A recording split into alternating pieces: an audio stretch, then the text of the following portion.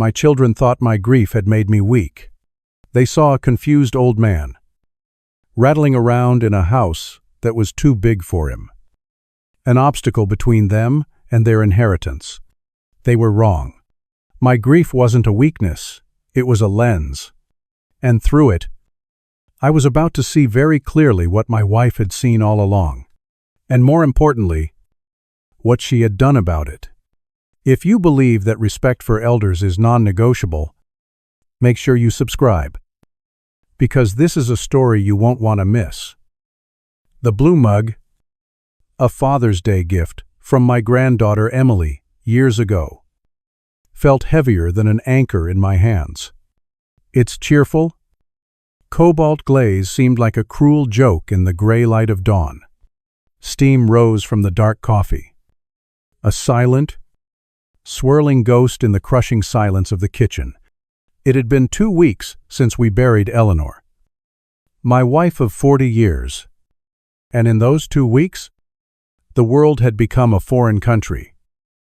Our house, this collection of wood, plaster, and a lifetime of memories, now felt like an elaborate museum dedicated to a man I no longer was.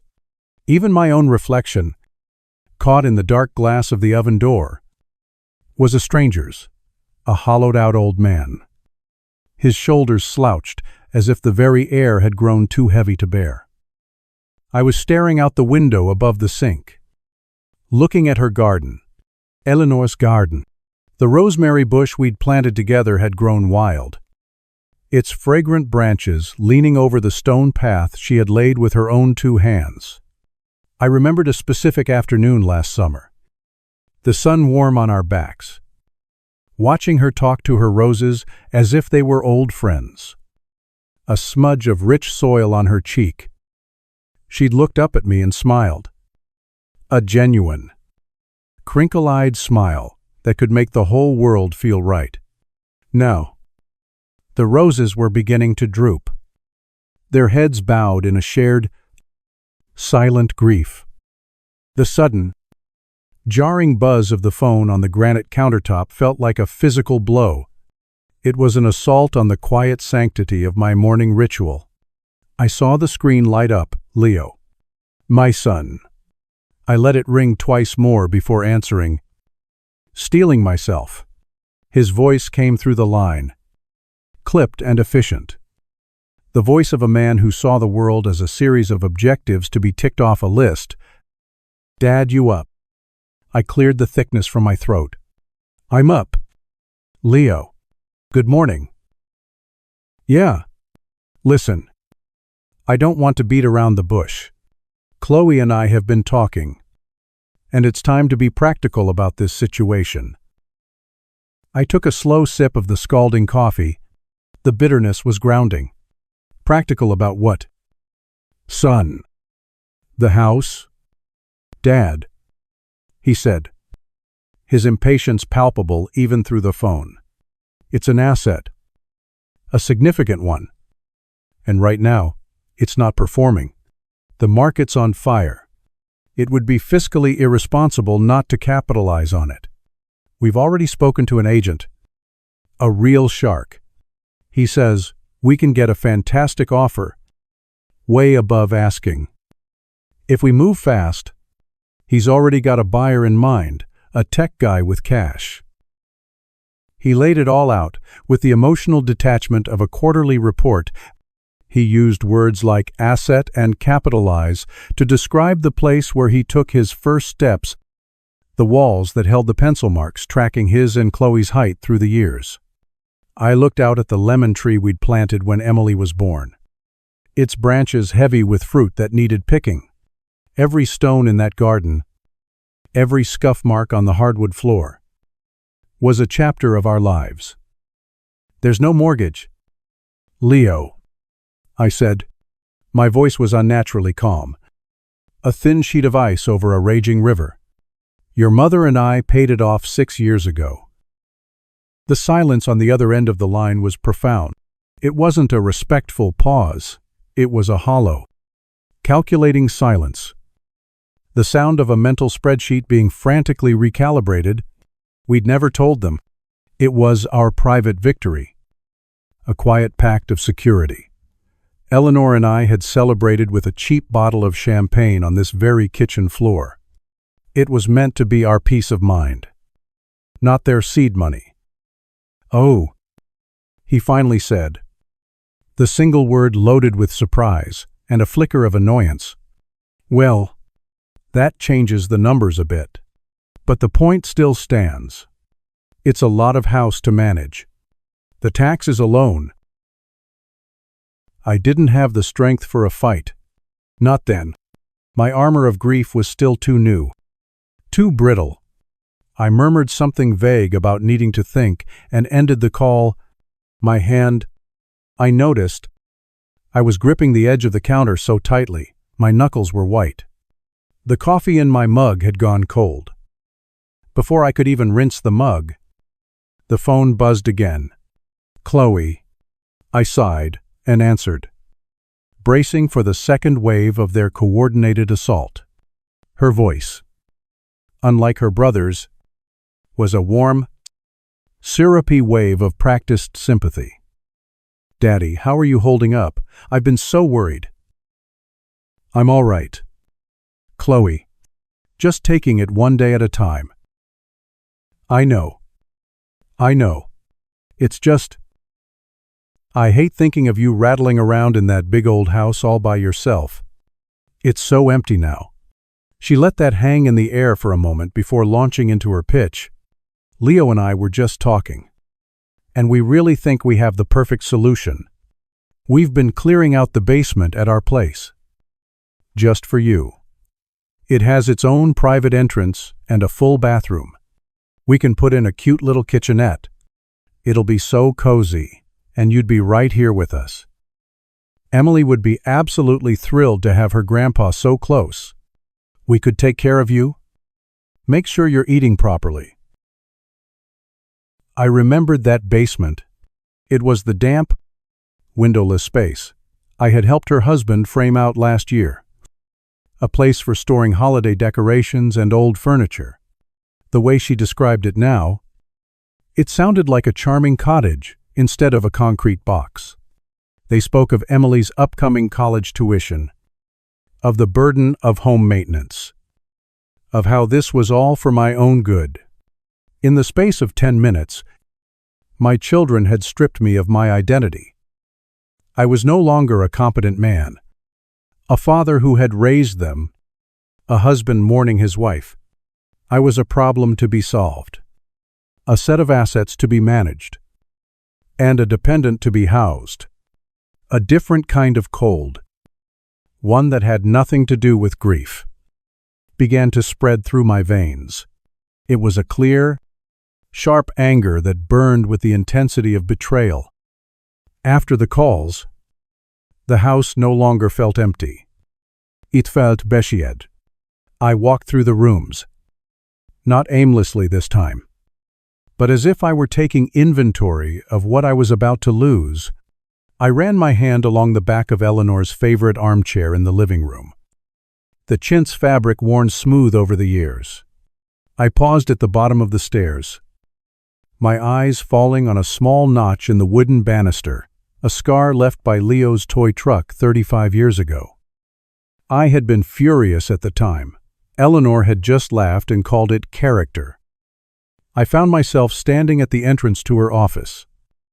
The small, sun-filled room at the back of the house that was her sanctuary. It still smelled of her. A comforting blend of old paper, Earl Grey tea, and the faint, floral scent of the lavender soap she adored. Her reading glasses lay on the desk beside a half-finished crossword puzzle. I could almost see her there, brow furrowed in concentration, tapping her pen against her teeth. The pain of her absence was a physical blow, to a pressure in my chest that made it hard to breathe. This was the heart of the home. This was the soul of our life together. And they wanted to sell it to a stranger for cash. My gaze drifted over her bookshelves, a floor-to-ceiling testament to her curious mind. And then I saw it. It was almost hidden, tucked between a thick biography of Abraham Lincoln and a slim volume of Mary Oliver's poetry. It was an object that didn't belong. Its color, a stark contrast to the muted spines around it. A pale blue folder. Thin and crisp. I stepped closer. A single white note was affixed to the front, with a small, silver paperclip. I recognized her handwriting immediately. The elegant, slightly slanted script that I knew as well as my own. It read, "Miles, if you are reading this, it means you need it."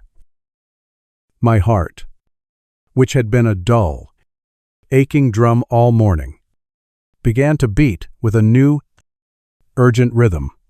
My hand trembled slightly as I reached out and pulled the folder from the shelf.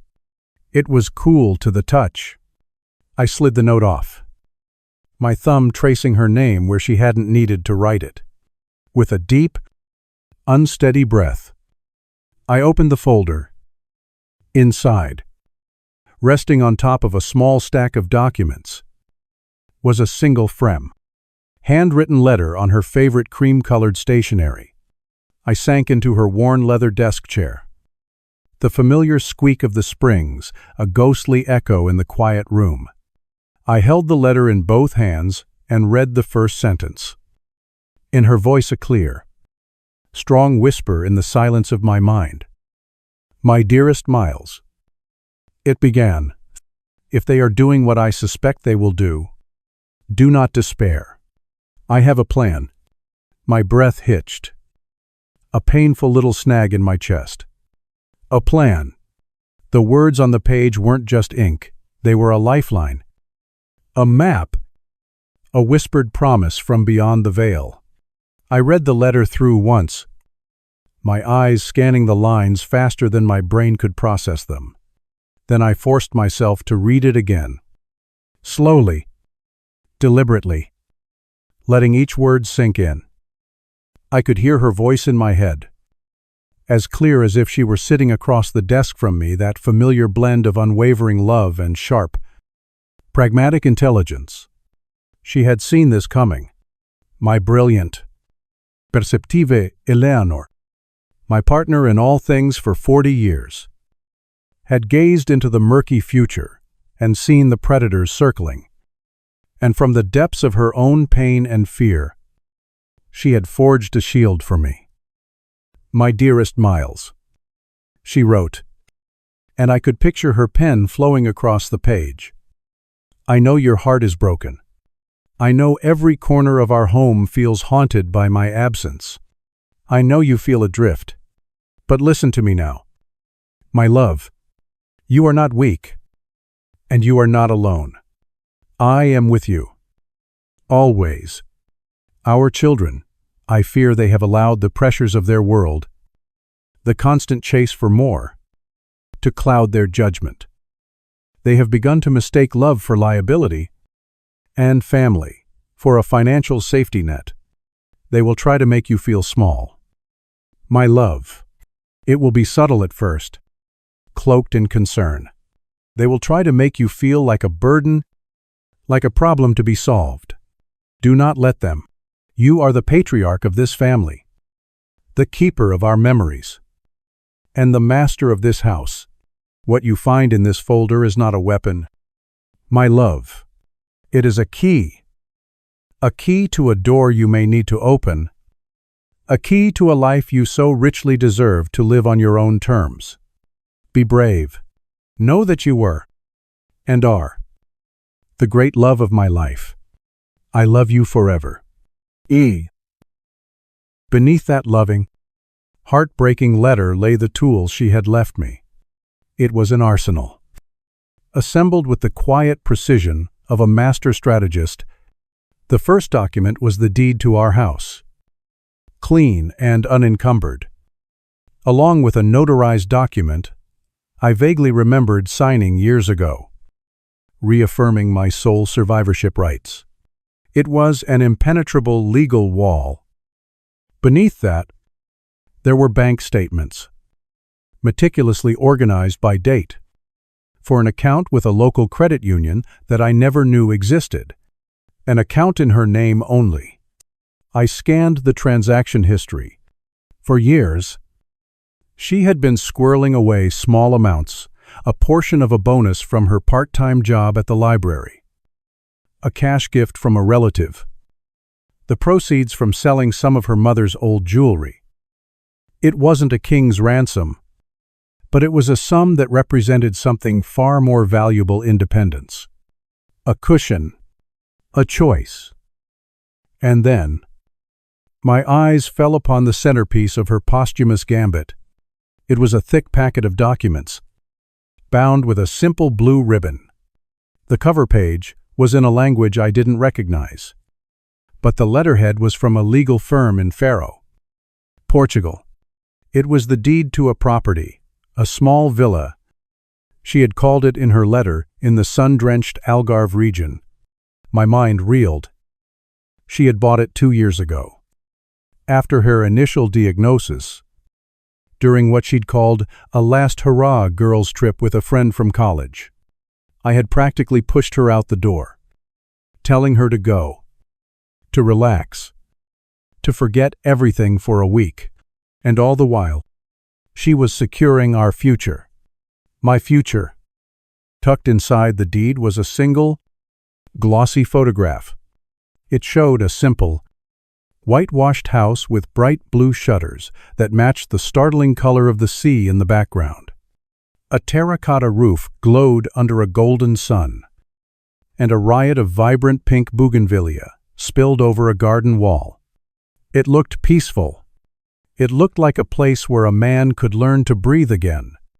On the back of the photo, in her familiar script, were 2 words: Our sunrise. A tremor started in my hands, a deep shudder that came from the very core of me. This wasn't just a financial plan. This was a fully realized escape route. It was a new life, a new beginning, that she had quietly, lovingly built for me, while I was busy worrying about her. The final item in the folder was a single, laminated card. On it was a name, Sofia Reis, and a phone number with a Portuguese country code. She is the property manager and has become a dear friend. Eleanor's letter had explained. She knows everything. She is waiting for your call. The shock was a physical wave, a dizzying rush of grief and gratitude so potent it almost brought me to my knees.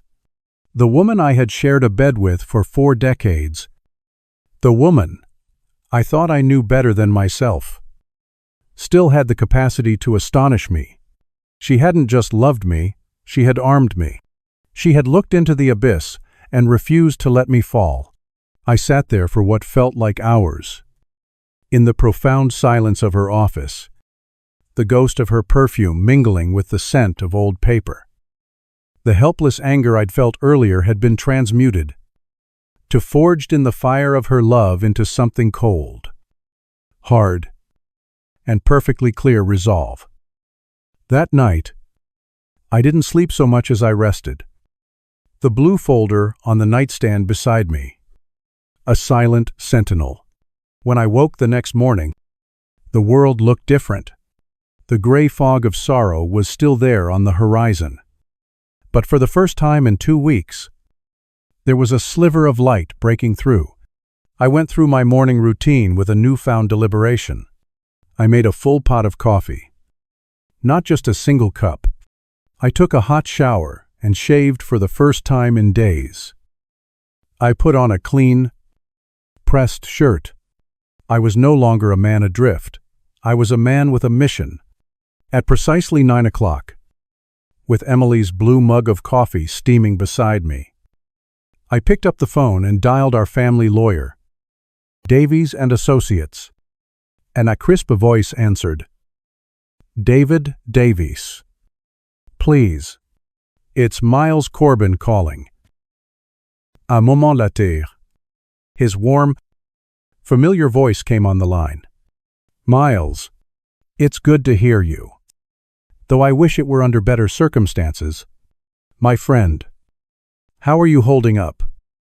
I'm managing.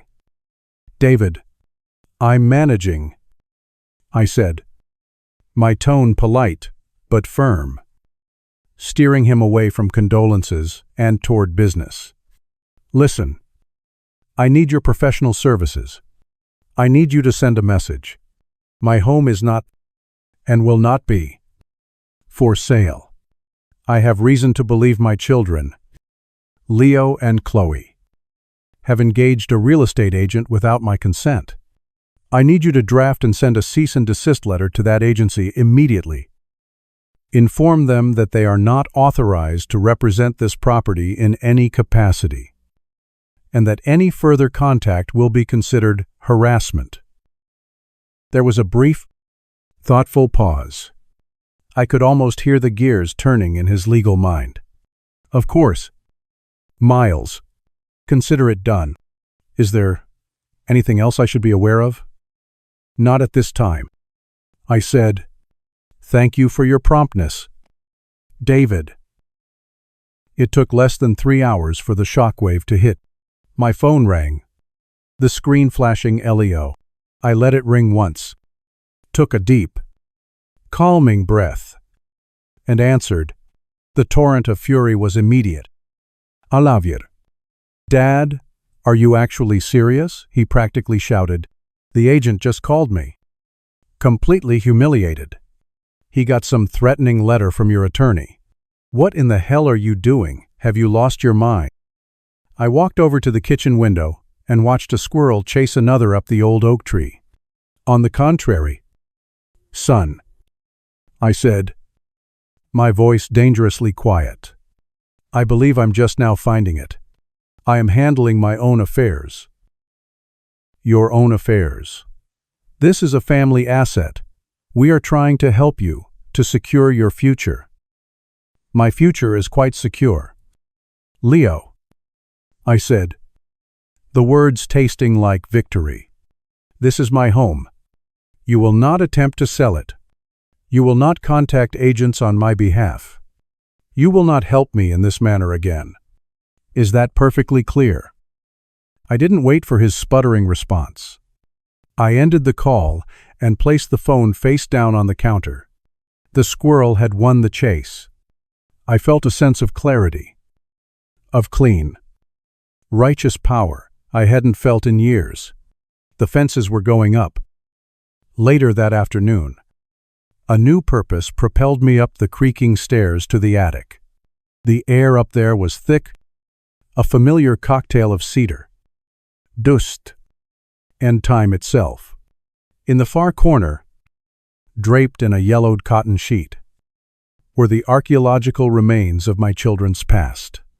I pulled off the sheet, sending dust motes dancing in the single beam of light from the grimy window. Leo's boxes. Chloe's boxes. I opened one of Leo's one-herd. On top lay a tarnished Little League trophy. Beneath it, his high school letterman jacket, the wool pocked with moth holes. I found a final report card from his junior year. I scanned the teacher's comments. Leo is a natural leader with tremendous ambition. One wrote, however, he needs to cultivate a greater awareness of how his actions affect others. Even then, the signs were there. I moved to one of Chloe's boxes. It was filled with porcelain dolls with cracked, smiling faces, and a stack of diaries bound in pink leather. I opened one at random. Her teenage script filled the page, detailing a petty drama with a friend, ending with the line, I just want everyone to see that we have the perfect family. This wasn't just cleaning. It was an autopsy. A sad, quiet examination of where things had gone wrong. With a heavy heart, I methodically taped each box shut. The sound of the tape gun was unnervingly loud. A series of sharp, decisive rips that echoed in the silent attic. It was the sound of a chapter being sealed forever. I carried the boxes downstairs, one by one, and stacked them neatly by the front door. A symbolic eviction. As I was wiping a line of sweat and dust from my brow, my phone buzzed. A text from Emily. "Grandpa, are you okay? Mom just got off the phone with Uncle Leo. They're fighting, and they both sound really mad. They keep saying your name." My heart clenched for her. This sweet, innocent girl caught in the shrapnel of her parents' greed. I typed back, my thumbs moving with care. "I'm perfectly fine. Sweetie, grown-up business. Nothing for you to worry about. Just know that I love you very much." Her reply was instant. "I love you too. Grandpa." In that moment, Eleanor's plan crystallized in my mind. This wasn't just about saving myself. It was about saving the one pure thing left in this mess, Emily's future. I went back to the kitchen table, the command center of my new life. I took out a fresh sheet of paper and a pen. My hand was steady now. I began to write, outlining the terms of surrender. Theirs, not mine. The house, non-negotiable. It is mine. Financial support. All future requests will be denied. The bank of Dad is closed. Emily. Her college education, a trust. Direct payment to the institution. They will not be the gatekeepers. I was so immersed in the strategy, in the beautiful, clean logic of Eleanor's final gift, that I didn't hear the crunch of tires on the gravel driveway. I didn't hear the two car doors slam in angry succession. The first I knew of their unscheduled arrival was the sharp, percussive chime of the doorbell. It wasn't a friendly ring, it was a summons. I stood up, my back straight, the piece of paper with my declaration still on the table. I walked to the front hall and peered through the small window beside the door. They were both there, standing on my porch like a delegation of doom. Leo, his jaw tight, his expensive suit looking out of place in the afternoon sun. And Chloe, her arms crossed, her face a mask of practiced, sorrowful indignation. They hadn't called, they hadn't asked, they had just come. The storm had made landfall. For a long, suspended moment, I simply stood there, observing them through the small, beveled pane of glass in the front door. They were a portrait of impatient entitlement, framed by the familiar white trim of the home they sought to dismantle. Leo was practically vibrating with aggressive energy, rocking back and forth on the balls of his expensive shoes, his jaw a hard, clenched knot. Chloe, Ever, the actress, stood beside him with her arms crossed, her face a carefully composed mask of sorrowful concern. To a look she had perfected since she was a teenager trying to explain a broken curfew. They were a united front, a hostile negotiating team. I felt a strange and profound calm settle deep in my bones. The frantic, helpless fear I'd felt just days ago was gone, burned away, and replaced by a clarity as sharp and hard as forged steel. I was no longer a grieving widower lost in his own home. I was a sovereign in his own kingdom, standing at the gate, preparing to repel an invading army. Taking one final, deep breath, I turned the deadbolt. The sound was a solid, definitive thud that seemed to echo in the hallway. I pulled the heavy oak door inward. "Leo, Chloe," I said. My voice was even and low, devoid of any inflection. I did not smile. I did not step aside to welcome them in. I simply occupied the space, a quiet, unmovable object in their path. Leo, predictably, shouldered his way past me, his polished dress shoes making a disrespectful scuff on the welcome mat Eleanor had chosen. "We need to talk." "Dad," he said, his voice a low growl that was meant to intimidate. Right now. Chloe glided in after him, placing a gentle, placating hand on my arm as she passed.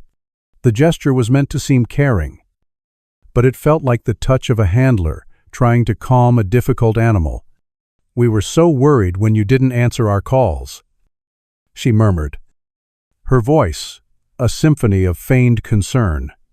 "We had to come make sure you were okay." I closed the door behind them. The click of the latch loud and final in the sudden, tense silence of the front hall. My gaze drifted pointedly to the stack of cardboard boxes I had placed near the door, the ones filled with the ghosts of their childhoods. Their eyes followed mine.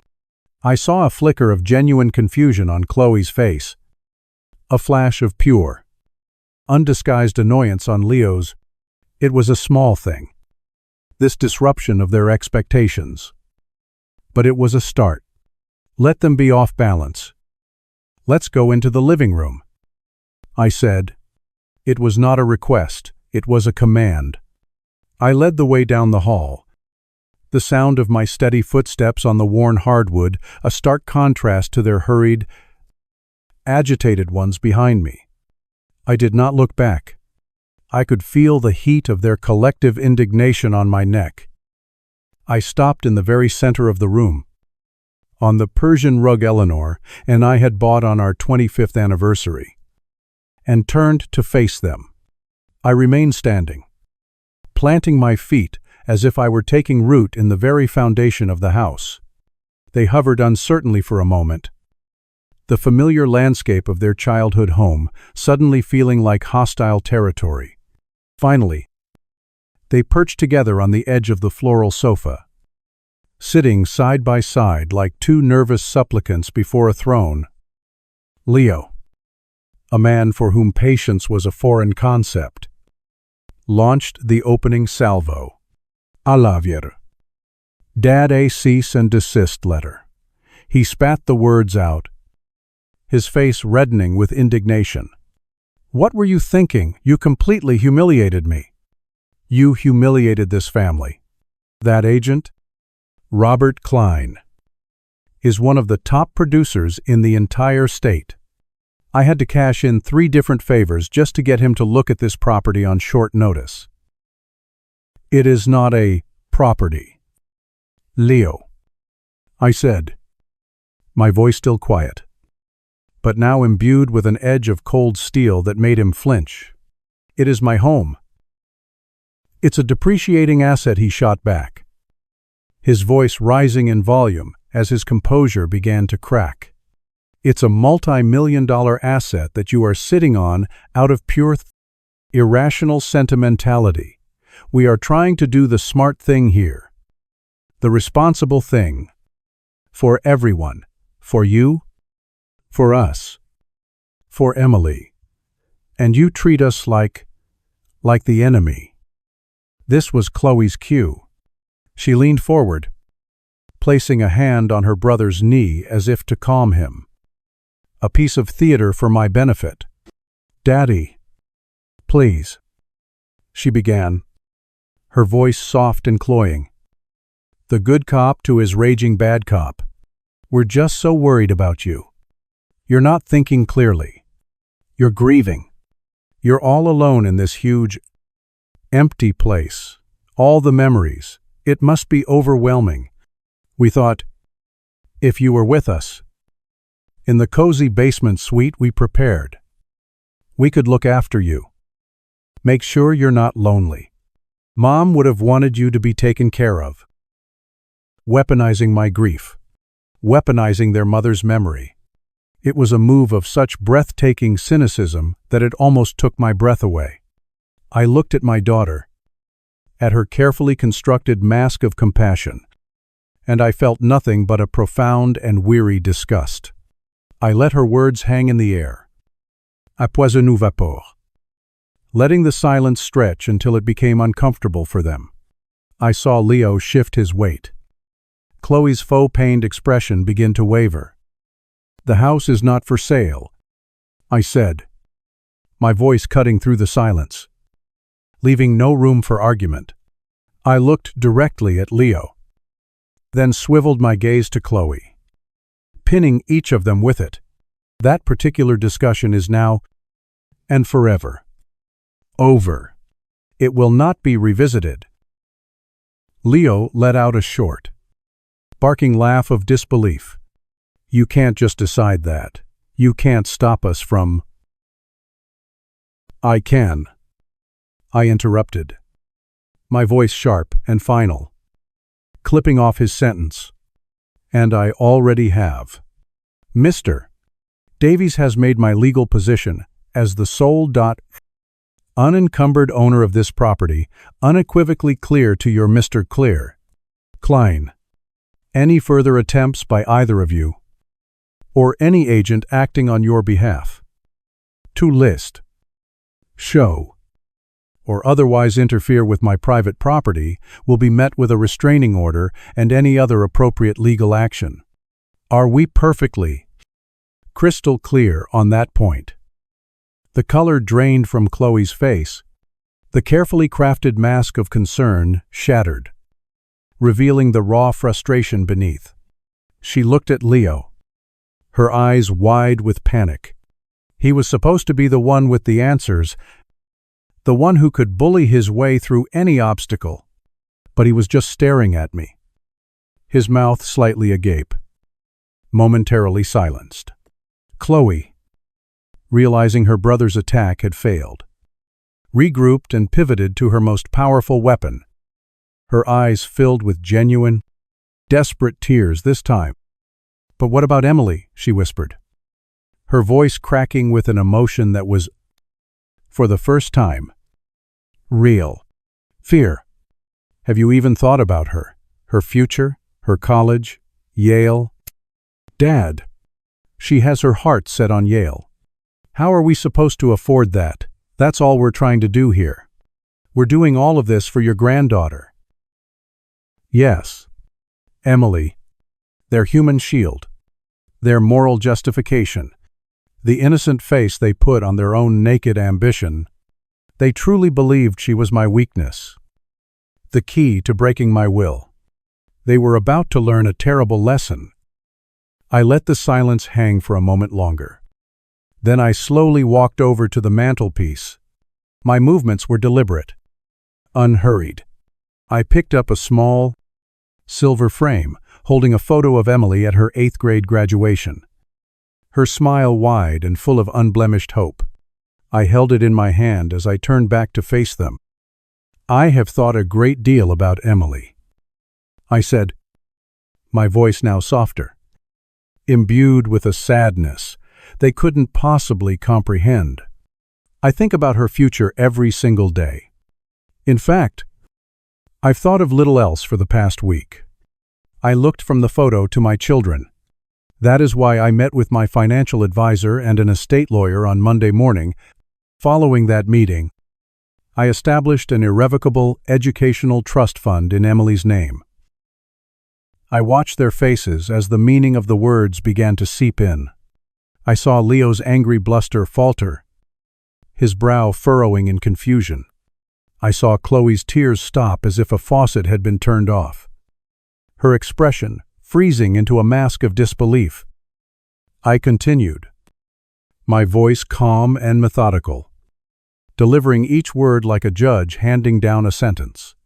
The trust is fully funded, with enough principal to cover 4 years of tuition, fees, room, and board at any Ivy League or equivalent university she chooses to attend. The trust is ironclad. The funds can only be used for her qualified educational and living expenses, and they will be paid directly from the trust to the institution upon her matriculation. You will have no access to it. You will have no control over it. It is solely and exclusively for her benefit, to ensure she has the future she deserves, free from any unnecessary complications. I paused, letting the full, devastating weight of the implication land. Your mother and I started saving for her education the day she was born. I have simply seen that plan through to its conclusion. The silence that followed was a living thing. It filled the room, pressing in on us, heavy and suffocating. It was the sound of a checkmate. I saw the entire narrative they had built around themselves, the dutiful, worried children, the responsible stewards of the family's future, utterly and completely disintegrate. In its place was just the ugly, raw truth of their avarice. They had lost, not just the house, not just the money, but their last shred of moral authority. Their faces, which had been so animated with purpose just minutes before, were now blank, slack-jawed with a shock so profound it bordered on paralysis. I gently placed Emily's photograph back in its rightful place on the mantel, its position on the solid oak more secure than ever. I turned to them one last time. "Those boxes in the hall," I said, my voice no longer angry, no longer powerful, just tired. "They contain your childhood things. I thought you might want them." I looked at them, at these two strangers who wore my children's faces. "I would like them out of my house by the end of the day. And then I would like you both to leave." I didn't need to shout. The finality in my voice was more powerful than any volume. Without another word, I turned my back on them. A gesture of dismissal more complete than any argument, and walked out of the living room. I didn't look back. I could hear a small, choked gasp from Chloe, a sharp, angry exhale of defeated air from Leo. I kept walking. I heard the front door open. I heard the clumsy, scraping sounds of cardboard boxes being dragged across the hardwood floor. Then I heard the heavy, final slam of the door closing, a sound that severed a cord that had bound us together for more than 40 years. The battle was over. The war was won. I stood at the kitchen sink, my hands gripping the cool porcelain edge, and stared out at Eleanor's garden. There was no surge of triumph, no feeling of elation, only a vast, hollow sadness for what was now irrevocably broken, and a quiet, aching loneliness. But beneath it all, there was something else, a foundation, the feeling of solid ground beneath my feet for the first time since she had gone. After a long time, I walked into Eleanor's office and sat down at her desk. The pale blue folder was still there, a silent testament to her love and foresight. I opened my laptop, its screen casting a pale, ethereal light onto my face in the dimming afternoon. The airline's website was still open. The flight details to Faro, Portugal, displayed in neat, orderly lines. A one-way ticket, a new sunrise. My hand was perfectly steady as I moved the cursor over the bright orange button that read, "Confirm Purchase." I clicked it. The click of the mouse was a quiet sound in the stillness of the office. Yet it felt as final and momentous as a gavel striking wood. A new page loaded. Confirmation. A seat was reserved for me. Miles Corbin, on a flight departing in 36 hours. Destination, Faro, Portugal. A one-way ticket. There was no turning back. The finality of it didn't bring fear, but a strange, liberating peace. The decision was made, the die was cast. The rest was just logistics. The next day and a half passed in a blur of methodical purpose. I moved through the house, not like a man leaving his home, but like a curator preparing an exhibition for a long, quiet slumber. I called the utility companies. I arranged for a lawn service to tend to the garden, a final act of devotion to Eleanor's memory. I wrote a simple, notarized letter giving Mr. Davies power of attorney over my affairs in the States, with explicit instructions to manage the property, pay the taxes from my accounts, and to not under any circumstances. Sell. Packing was the strangest part. How do you condense a life of 70 years into a single 50-pound suitcase? I found that I didn't want most of it. The suits hanging in my closet belonged to a man with meetings to attend. The dozens of accumulated trinkets and souvenirs belonged to a couple who traveled together. I packed 3 pairs of comfortable trousers, a handful of shirts, a warm sweater, and a light jacket. I took the framed photo of Eleanor from my nightstand, the one where she's laughing in the garden. I packed 2 of her favorite books of poetry, their pages soft and worn from her touch. And, most carefully of all, I wrapped Emily's blue mug in 2 thick wool sweaters and placed it in the very center of my carry-on bag. It was the only piece of my past that I needed for my future. On the final morning, I woke before the sun. I made one last pot of coffee and drank it standing in the silent kitchen, my gaze sweeping over every familiar detail. The house was clean, quiet, and waiting. It was no longer a place of sorrow. It was a fortress that had done its duty.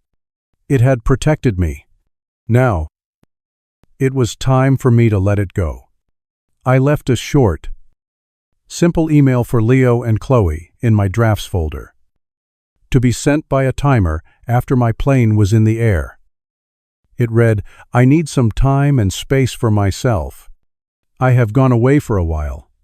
The house is secure. I will contact you when I am ready. No anger, no accusations, just a quiet, clean severance." The drive to the airport in the pre-dawn darkness was surreal. The world was still asleep, and I felt like a ghost, slipping away unnoticed. At the terminal, surrounded by the hustle of 1,000 other journeys, I felt a profound sense of anonymity that was intoxicating. Here, I was not a widower, not a father, not a problem to be solved. I was just a man with a ticket. The flight itself was a long, suspended period of transition, as the plane climbed through the clouds, leaving the familiar patchwork of my city behind. I felt the immense weight of the last few weeks, the last few years, begin to lift. I wasn't just gaining altitude, I was gaining distance. I thought of my children, not with anger, but with a deep, aching pity. They were so trapped in their lives of want, so desperate for the next acquisition, that they had lost the ability to see what was truly valuable. They had looked at their grieving father and their family home and had seen only an obstacle and an opportunity.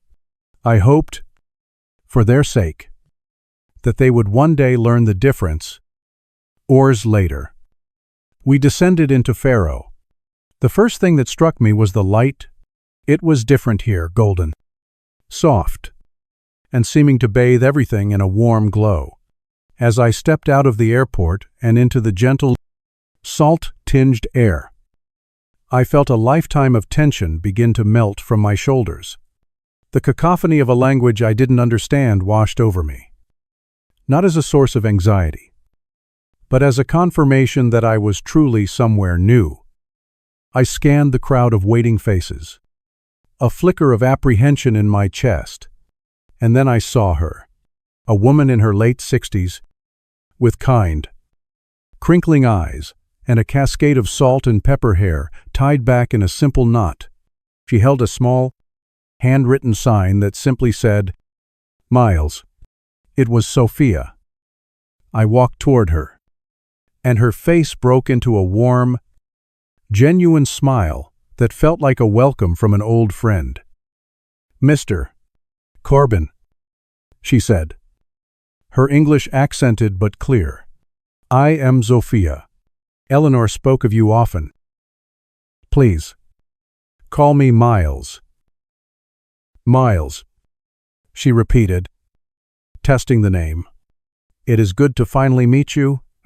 "Eleanor," she said, "you had kind eyes." She was right. Instead of a handshake, she stepped forward and gave me a firm, warm hug. It was not a gesture of pity, but one of solidarity. In that simple embrace, I felt a direct line of connection to my wife, a transference of care that spanned continents and lifetimes. The drive to the villa was a revelation. We wound our way through rolling hills dotted with olive groves and cork trees, past small, whitewashed villages where laundry fluttered from balconies like prayer flags. The sky was a startling, impossible blue.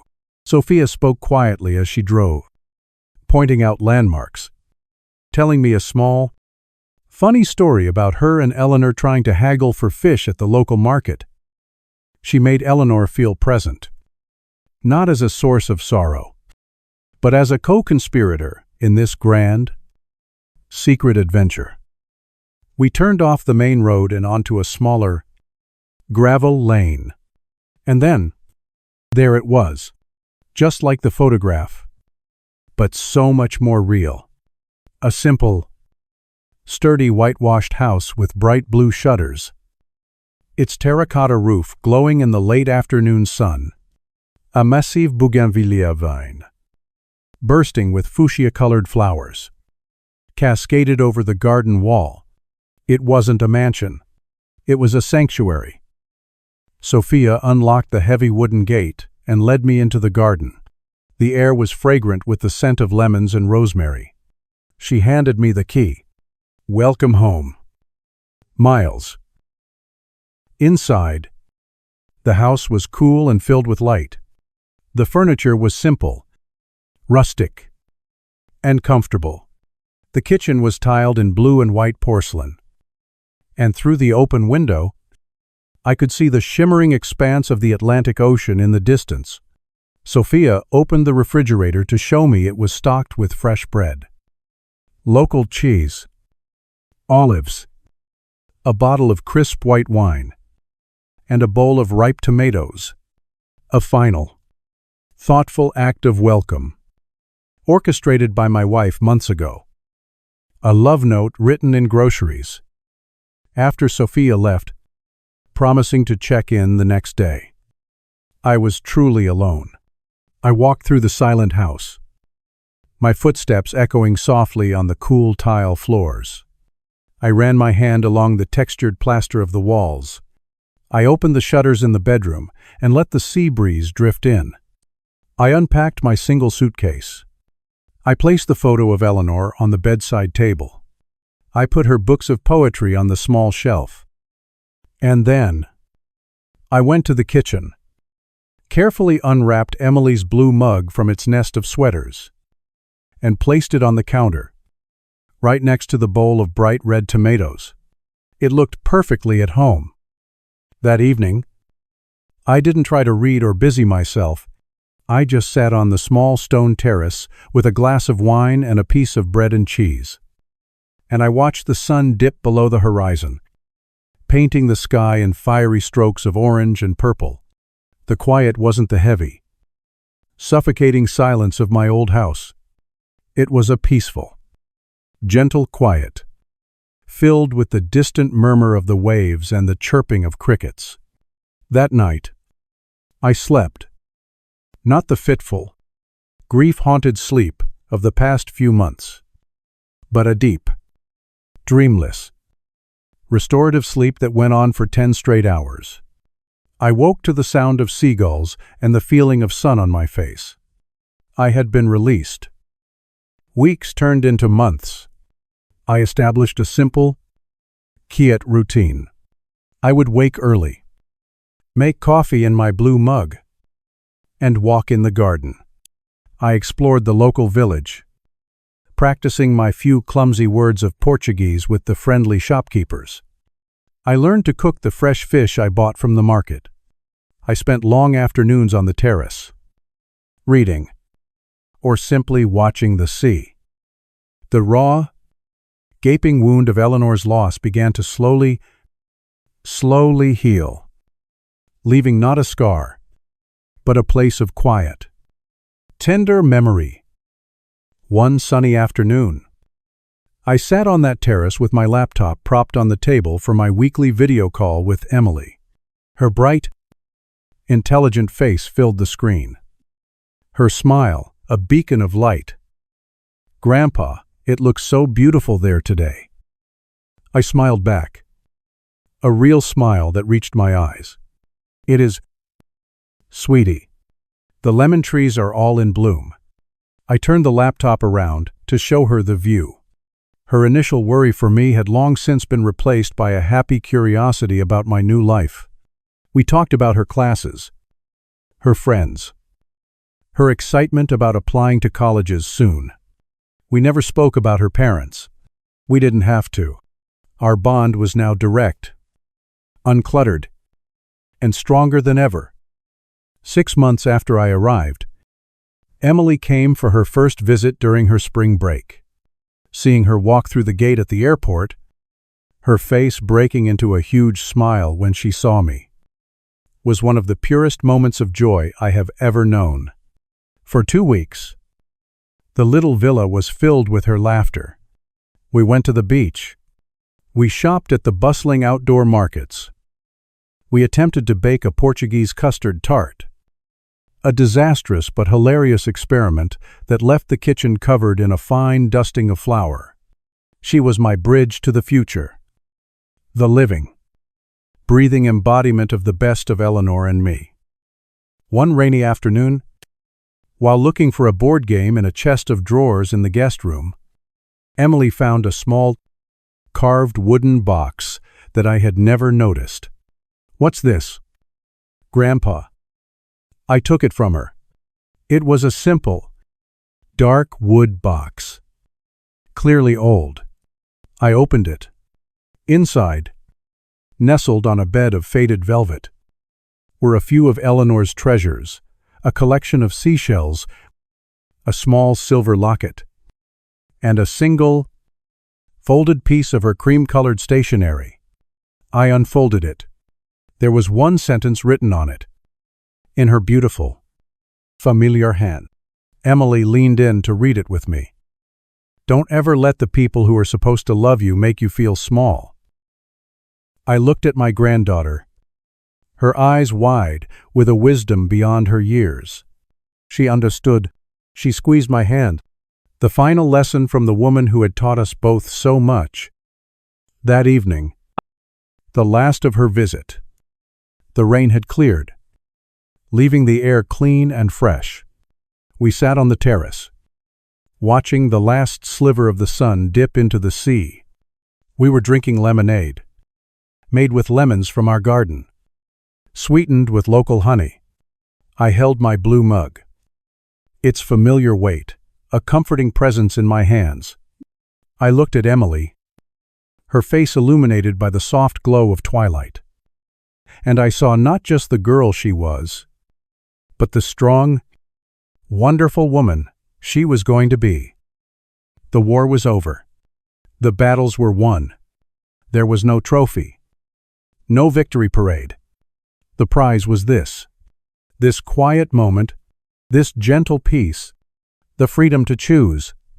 I had not won a victory over my children. I had simply chosen a life they could not touch, a life I could finally call my own, built on the unshakable foundation of a love that was strong enough to reach across time and space, to build a sanctuary, and to guide me home.